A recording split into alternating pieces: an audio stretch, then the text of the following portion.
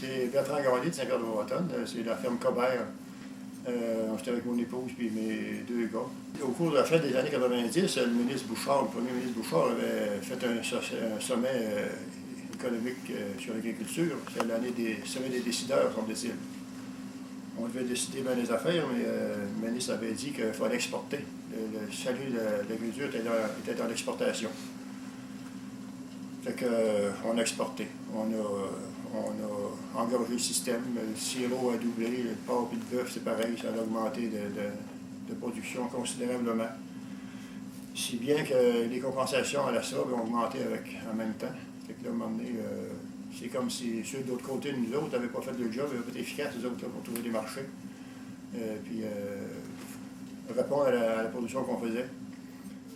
On a eu l'appui au cours des ans, puis avec les gouvernements qui sont suivis un après l'autre, on a eu l'appui du gouvernement pour donner des mécanismes de mise en marché qui ont fait qu'on avait un revenu garanti.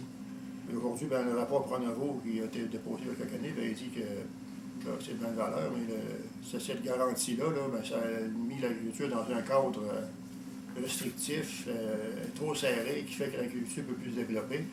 Il faudra enlever ça. On a traversé la crise économique qu'on vient de passer avec des problèmes, mais moins pire qu'ailleurs. Malgré qu'il y a encore 500 fermes à bœuf qui ont disparu depuis un an et demi. Là. Puis les mesures en cours ne sont pas encore en force au complet. Qu'est-ce qui va venir les prochaines années, c'est un peu dramatique à penser. Là. Les packs à bœuf qui disparaissent. Puis les problèmes des roues d'embauche qui vont aller où? S'il n'y a pas de pack à bœuf qui vont engraisser, ils vont rester. C'est sûr qu'ils vont avoir un preneur, mais il va y avoir une dynamique bien différente de ce qu'il y avait avant.